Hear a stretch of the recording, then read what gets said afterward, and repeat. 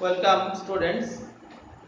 আমাদের যে চ্যাপ্টার চলছিল অর্থাৎ mole concept atomic and molecular mass, তার আজ থার্ড ডে। তো আমরা আগের দিন আমরা রিলেটিভ অ্যাটমিক মাস এই পর্যন্ত করেছি তিনটে স্কেল।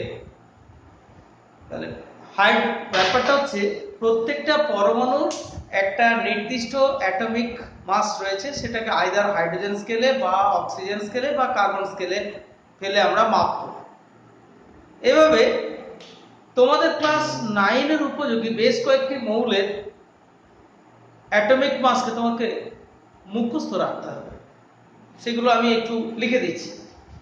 তাহলে প্রথম দেখো, মৌলের নাম আপেক্ষিক পারমাণবিক ভর হাইড্রোজেন, যা হচ্ছে 1। এটা কিন্তু প্রমাণ, এটা ধরে নেওয়া হয়েছে, এটা প্রমাণ। তারপর আমরা যেগুলো আসবে, যেগুলো লাগবে সেগুলো করে দিচ্ছি তোমাদের ক্লাস 9 এর রেসপেক্টে। প্রথম দেখো, carbon 12, nitrogen 14, oxygen 16, then sodium 23, magnesium 24, aluminium 27, phosphorus 31, phosphorus. Next, sulfur 32, chlorine 35.5, potassium 39, actually 39.1, calcium 40, then chromium 52, manganese 55, iron 55.8, copper 63.5, zinc 65.3. Then you have to remember silver 107.8, silver. Then barium 137,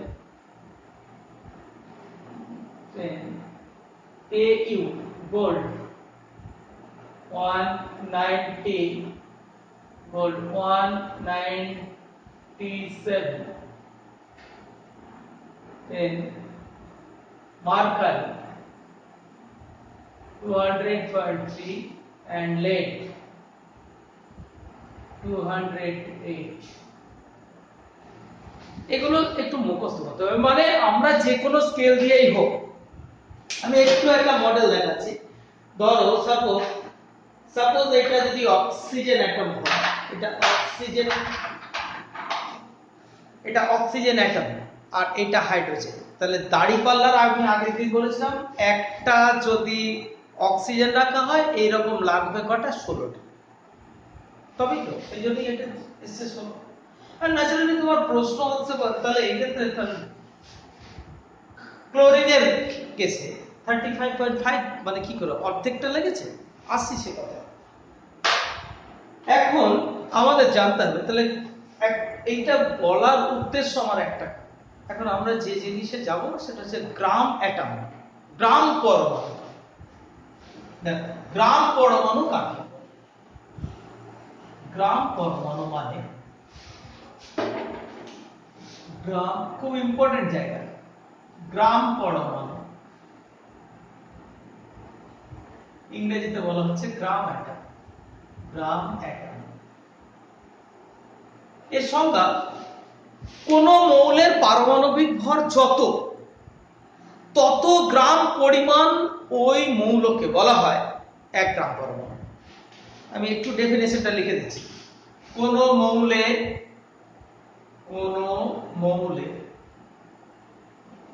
পারমাণবিক ভর মানে আপেক্ষিক পারমাণবিক ভর যত, কোন একক নেই, যত, তত গ্রাম পরিমাণ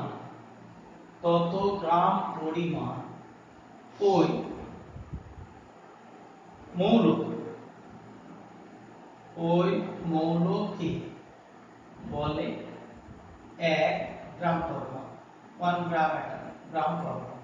উদাহরণ হিসেবে আমরা বলছি, দেখো hydrogen, in case of hydrogen, এটা হাইড্রোজেনের আমরা কত দেখেছিলাম 1, তাহলে H = 1 আমি মুখস্থ করতে বলেছি, তাহলে অতএব 1 গ্রাম হাইড্রোজেন। দেখো এটা যত, এটা বলেছিলাম পারমাণবিক ভর যত, কোনো ইউনিট ছিল না, আমি 1 ধরে নিয়েছিলাম। এবার এখন কিন্তু আমরা ওজন করছি, মানে 5টা হোক 10টা হোক 50টা হোক 20 কটা আমি জানি না, তাহলে কিছুটা পরিমাণ দিলে তো 1 গ্রাম হয়েছে, মানে দাঁড়িপাল্লার একদিকে 1 গ্রাম বাটখারা রেখে এটা করেছি। তাহলে 1 গ্রাম হাইড্রোজেন, মানে যেহেতু হাইড্রোজেনের পারমাণবিক ভর 1, সেই জন্য 1 গ্রাম হাইড্রোজেন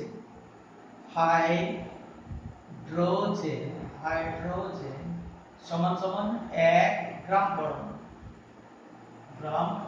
গ্রাম এটা। নেক্সট অক্সিজেনের ক্ষেত্রে কত? এরপরে আমরা দেখেছিলাম কার্বন সমান সমান আমরা দেখেছিলাম 12। দেখো আমি একটা মডেল দিয়ে দেখাচ্ছি। দেখো এটা হচ্ছে কার্বন,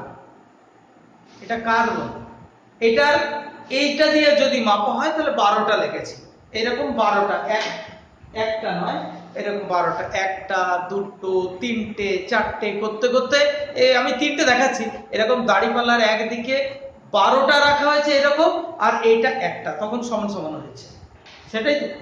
তাহলে আমরা 12, অতএব লিখতে পারি 12 গ্রাম হাইড্রোজেন সমান সমান 12 গ্রাম carbon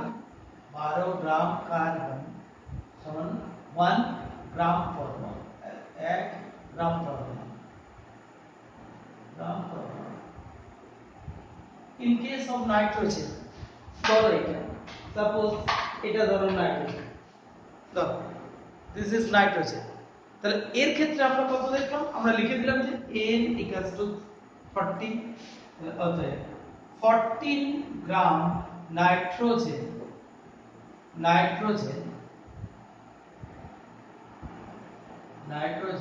equals to 1 gram atom, 1 gram atom. ঠিক আছে, আমি আর এইভাবেই সমস্ত যতগুলো লিখেছি 118টা মৌল হতে পারে, এইটাকে বলা হচ্ছে। এবার অ্যাভোগাড্রোর প্রকল্প, মানে এর পরের দিকের চ্যাপ্টারে আছে, অ্যাভোগাড্রোর প্রকল্প থেকে দেখতে পাবো এইটা সমান সমান হচ্ছে Na, মানে 6.022 into 10⁻23 এত টি পরমাণু। এটা কিন্তু আমরা একটা ইনফরমেশন দিলাম।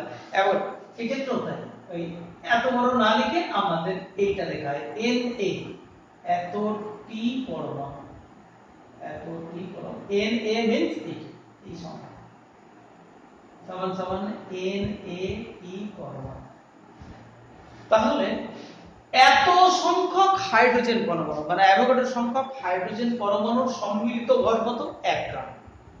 অ্যাভোগাড্রো সংখ্যক কার্বন পরমাণুর সম্মিলিত ভর কত? 12 গ্রাম। অ্যাভোগাড্রো সংখ্যক নাইট্রোজেন পরমাণুর সম্মিলিত ভর কত? 14 গ্রাম। আর অ্যাভোগাড্রো সংখ্যক লেড পরমাণু সম্মিলিত ভর হবে কত? এবার আমি আগের ক্লাসে এই সংখ্যাটা সম্পর্কে একটা ধারণা দিয়েছি, কত বড় এই সংখ্যা। তাহলে আমাদের এবার now we can calculate the actual mass of an atom. তাহলে আমরা এটাকে যদি সাম আপ করতে লাগি, তাহলে দেখো এই এতগুলোকে না লিখে এরকম করে নিলাম আমরা, এইটা মানে এরা প্রত্যেকেই মানে হচ্ছে 1 গ্রাম পরমাণু, 1 গ্রাম অ্যাটম, গ্রাম পরমাণু। আর এদের মধ্যে প্রত্যেকের মধ্যে কত সংখ্যক 6.022 ইনটু 10 টু দি পাওয়ার এত টি কি বর্তমান পরমাণু, পরমাণু বর্তমান, এত টি পরমাণু বর্তমান। তাহলে উল্টো দিক করে তুমি যদি দেখো, উল্টো দিক থেকে যদি না, যে এত সংখ্যক হাইড্রোজেনের পরমাণু যদি নাও, তাহলে তার ভর হবে, সম্মিলিত ভর কত হবে 1 গ্রাম। এই সংখ্যক তুমি যদি কার্বনের পরমাণু নাও, তার ভর হবে 12 গ্রাম। এত সংখ্যক যদি নাইট্রোজেনের পরমাণু নাও, তাহলে 14। এত সংখ্যক সোডিয়ামের পরমাণু যদি নাও, তাহলে এত সংখ্যক সোডিয়ামের পরমাণু, এই দেখো তোমাদেরকে আমি একটা ছোট্ট পর্যায় সারণী দেখাচ্ছি। এত সংখ্যক তুমি যদি সোডিয়াম পরমাণু, সোডিয়াম কোথায় আছে, এই দেখো এইটা, এত সংখ্যক সোডিয়াম পরমাণু যদি তুমি নাও, তার সম্মিলিত ভর হবে কত 23 গ্রাম। এত সংখ্যক ম্যাগনেসিয়াম পরমাণু যদি নাও, তাহলে 24 গ্রাম। এত সংখ্যক অ্যালুমিনিয়াম যদি নাও, তাহলে এটা গেল হচ্ছে গ্রাম অ্যাটমের কনসেপ্ট। এখন আমরা উল্টো মানে এইখান থেকে আসছি। দেখো, তাহলে আমি বলছি এইখান থেকে এই দিকটাই আসি। তাহলে এত সংখ্যক হাইড্রোজেন পরমাণুর মিলিত ভর হচ্ছে 1 গ্রাম। দেখি কি করা যায়, ইউনিটারি মেথডের মতো করে লিখি আমি। তাহলে দেখো, তাহলে আমরা বলতে পারছি 6.022 into 10 to the power 23 এতটি হাইড্রোজেন পরমাণুর ভর, সম্মিলিত ভর সমান সমান 1 গ্রাম, 1 গ্রাম। তাহলে একটি হাইড্রোজেন পরমাণুর ভর কত হবে? 1 by 6.022 into 10 to the power 23 এত গ্রাম। That is, these on calculation you will get the result like this, 1.66 into 10 to the power minus 24 এত গ্রাম। তাহলে দেখো, এবার আমরা প্রকৃতপক্ষে পেলাম কি একটা হাইড্রোজেন পরমাণুর প্রকৃত ভর কত। তাহলে অতএব একটি হাইড্রোজেন পরমাণুর প্রকৃত ভর, অ্যাকচুয়াল মাস, প্রকৃত ভর সমান সমান গেল 1.66 into 10 to the power minus 24 গ্রাম। দেখো, এইবার আমাদের কোরিলেট করতে হবে। আমরা h = 1 ধরেছিলাম। কেন 1 ধরেছিলাম? কারণ h = 1 মানে এটা কিন্তু আমি তখন জিজ্ঞাসা চিহ্ন দিয়ে রেখেছিলাম। 1 মানে কি?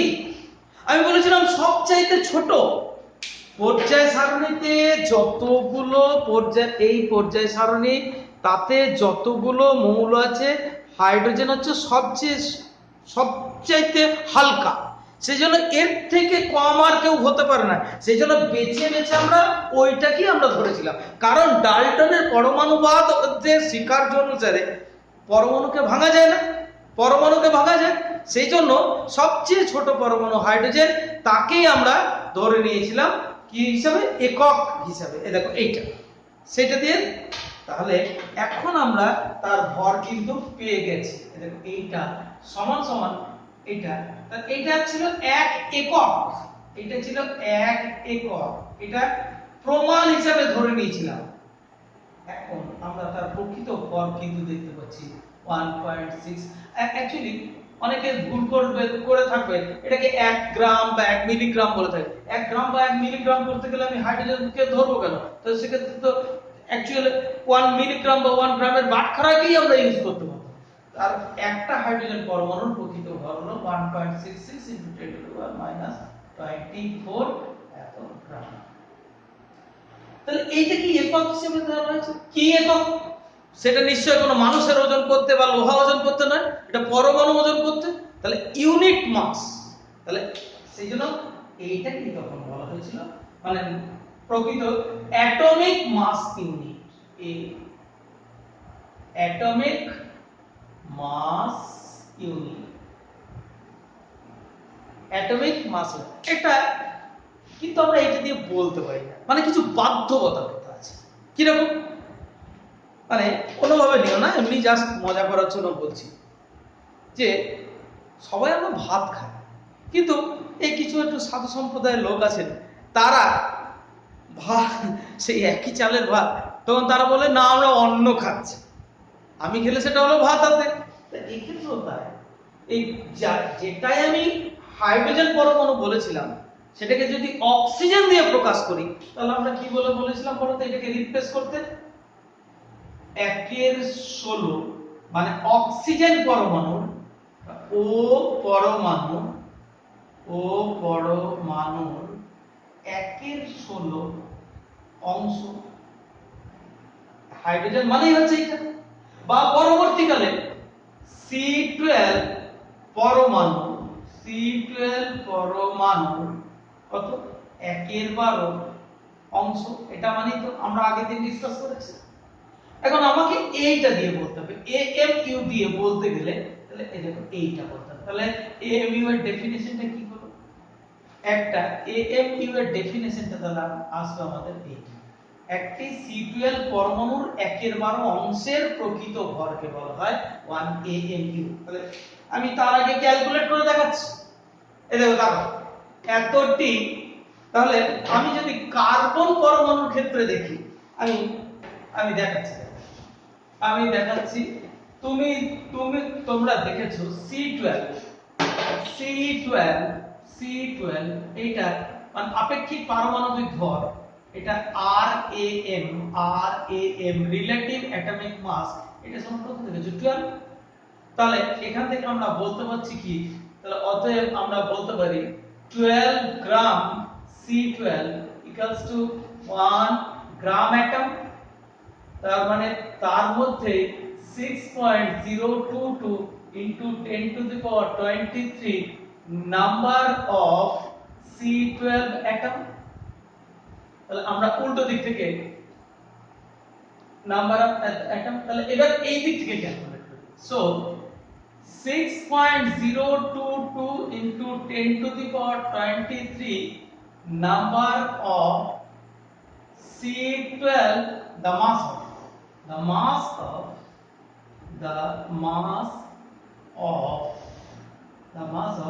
6.022 into 10 to the power 23 number of C12 atom equals to 12 gram.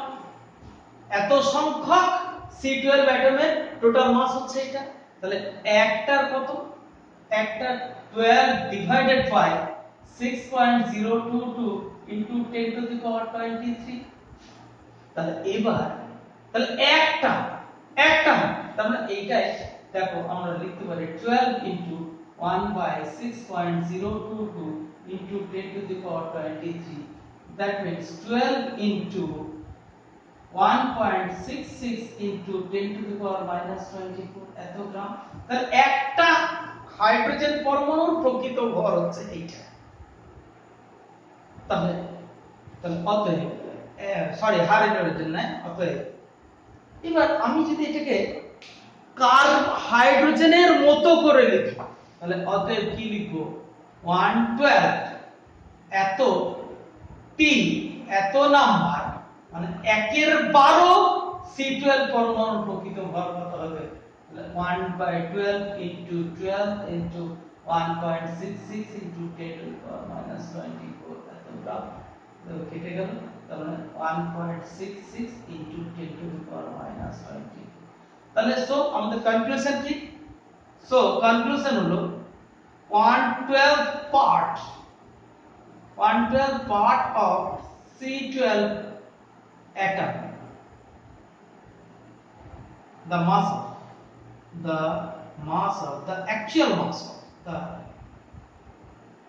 actual mass of equals to 1.66 into 10 to the power minus 24 গ্রাম। এইটাকেই বলা হচ্ছে, তাহলে এইটাকেই বলা হচ্ছে 1 AMU, বা বর্তমানে সেটাকে বলা হয় 1U, বা বলা হয় 1DA। U means unified unit, তাহলে AMU এর সংজ্ঞা তাহলে কি হলো? AMU কাকে বলে? তোমাকে যদি মানে কোথাও প্রশ্ন করে তাহলে অবশ্যই এটা বলতে হবে যে একটি কার্বন একটি C12 পরমাণুর 1/12 অংশের প্রকৃত ভরকে বলা হচ্ছে 1 AMU, যার মান এটুকু বললেই হবে না কিন্তু, যার মান 1.66 × 10⁻24 গ্রাম। এটাই। তাহলে এখন আমাদের দেখতে হচ্ছে তাহলে আমরা এই জায়গাটায় দেখো তো, এই জায়গাটায় কি লিখতে পারি? এটা তো AMU, কারণ এটা লিখতে পারি না মানে একটি কার্বন পরমাণুর ভর আমরা কত লিখেছিলাম 12 এইটার জায়গায় তো AMU বলতে পারি, কারণ এটা হচ্ছে 1 AMU, that is 12 AMU। তাহলে একটি কার্বন পরমাণুর পরম ভর অ্যাবসলিউট মাস কত হবে? 12 না 12 AMU? অ্যাকচুয়ালি হবে 12 AMU। ঠিক আছে? তাহলে actual mass of an atom, একটি পরমাণু, তাহলে ইন কেস অফ যদি আমি অক্সিজেন অ্যাটম দিয়ে দেখি তাহলে দ্য মাস অফ এটাকে চেঞ্জ করছি, দ্য মাস অফ O6 মানে অক্সিজেন মিন্স O16, এটা হচ্ছে 16, এটা 16, তাহলে একটা ভর কত হবে? 16 ডিভাইডেড বাই এইটা। এবার তাহলে হয়ে গেল কত? 11। তাহলে এটা হচ্ছে 16 ইনটু এটা মানে 16 ইনটু 1.66 ইনটু 10⁻⁻24 গ্রাম, তার মানে 16, এটাকে কি বলছো AMU, 16 AMU। তাহলে অতএব actual mass of an atom, একটি পরমাণুর প্রকৃত ভর এটা সমান সমান কত পাবো আমরা? তার যেটা পারমাণবিক ভর তত m, প্রকৃত ভর সমান পারমাণবিক ভর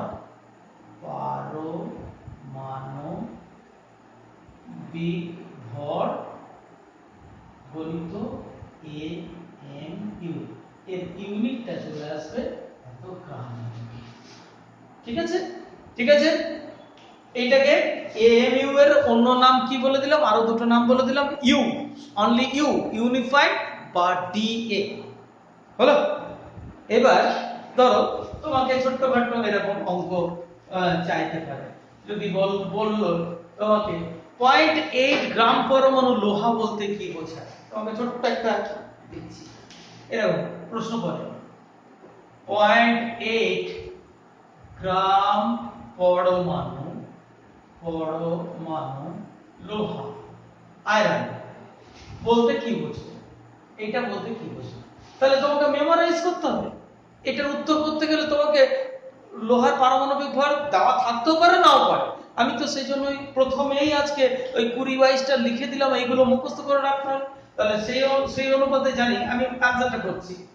লোহা মানে Fe এর আপেক্ষিক, সংক্ষেপে লিখছি, পারমাণবিক ভর সমান 55.8। লক্ষ্য করে দেখো এখানে কোনো একক নেই, আপেক্ষিক পারমাণবিক ভর। অতএব 55.8 কোন পদার্থের কোন মৌলের পারমাণবিক ভর যত তত গ্রাম পরিমাণ হয়, তাহলে 55.8 গ্রাম, তাহলে এত গ্রাম লোহা Fe সমান সমান 1 গ্রাম পরমাণু, 1 গ্রাম পরমাণু সমান সমান অ্যাভোগাড্রোর প্রকল্প থেকে কি জানি, সমান সমান 6.022 ইনটু 10⁻23 এতটি Fe পরমাণু।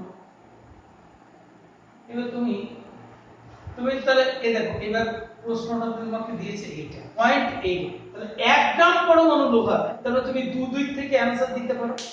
কি কি? একবার এই দিক থেকে দিতে পারো, একবার তুমি এই দিক থেকে দিতে পারো।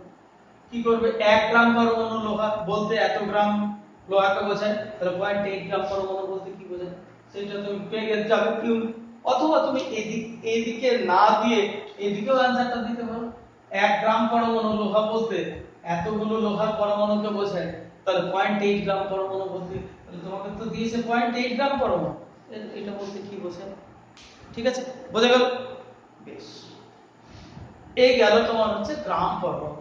তাহলে একটি পরমাণুর প্রকৃত ভর কি করে নির্ণয় করা যায়, তাহলে আমরা এখন ডিসকাস করলাম মানে গ্রাম পরমাণু এবং এএমইউ এবং একটি মৌলের প্রকৃত ভর। তাহলে মৌলের পারমাণবিক ভর এবং তার প্রকৃত ভরের মধ্যে পার্থক্য কি, এটা একটা সম্ভাব্য কোশ্চেন, তোমরা বাড়িতে অভ্যাস করার চেষ্টা করবে। প্রথম তাদের সংজ্ঞাটা লিখবে।